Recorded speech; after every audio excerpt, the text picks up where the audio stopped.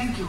Well, talking about perhaps when you talk about expectations, you see differences, not? For example, we have the climate summit at this moment. Well, there was a Polish journalist on radio this week saying, well, when I look at the Polish media, there is no talk, almost no talk about the climate summit and about the problem of whatever ecological problem. This is not an issue here in Poland. People think that this is a luxury problem. This is not something the people or the leaders are really concerned with. When I look at your Bokros package case once again, I see almost the same, I must say. That indeed people's expectations coming from communism, I think it's very,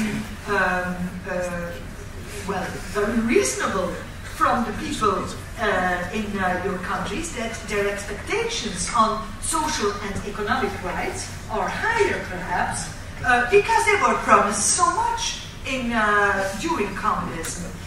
So the question is indeed, do people have other expectations perhaps? Isn't that the case, you think? Okay. Yeah, it's another set of... You can be shorter in your answers, we don't have to... No. Let me just say this. At the very beginning, in a few countries, including Hungary, expectations were very high. I would say too high. Irrational, in an irrational and very, very unexpected manner. But that was created by the elite. In Hungary, as I said, there was no revolution. It was just a change of elite and a managed change.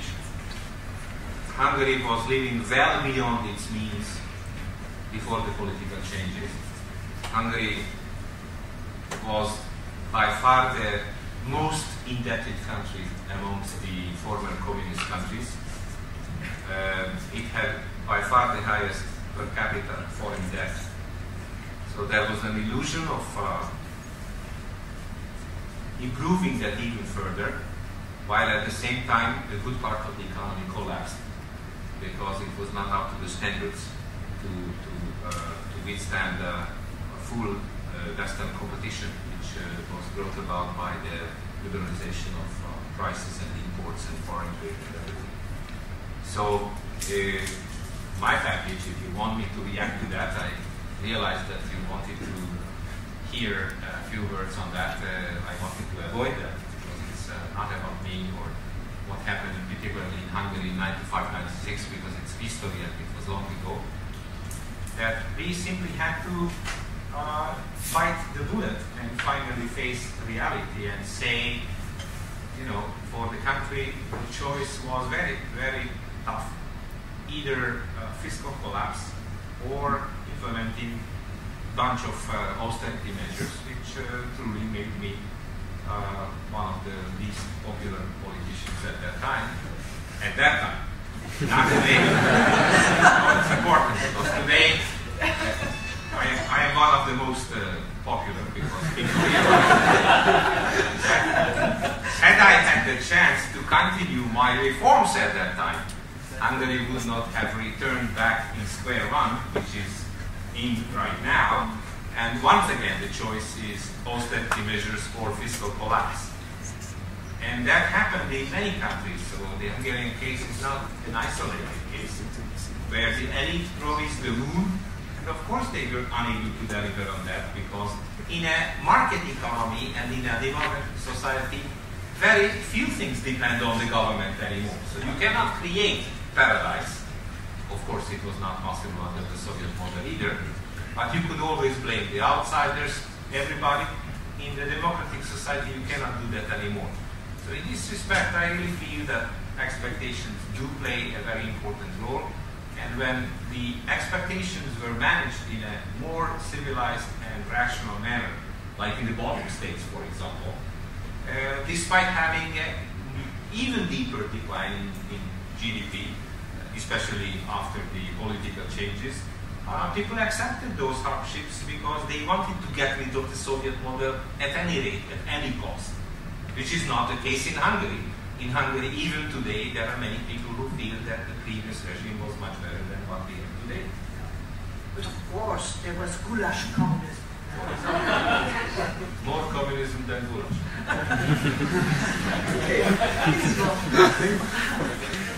Concerning the expectations and the difference between the East and the West, I think there's a difference between the East and the West indeed, regarding the gap between the expectations and what might be achieved within the following years. But the gap is to the advantage of the East, because I see the West as a spoiled society. The West will have to take some steps back, and I don't think of climate problems, which is concern the whole of the world, but for instance of social security, of welfare, of living standards, and it is much more difficult to take a step back than to remain at the same level, or to grow a little bit, or to reduce your economy more slightly than the West will have to do. So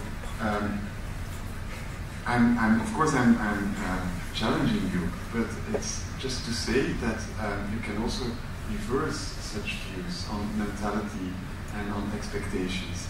The West is not the best in this field, and it's pretty difficult to predict on the future. But I see problems for the West as well. And concerning the poles and the climate was an issue in October of this year when Poland was hit by a early snowstorm. Indeed.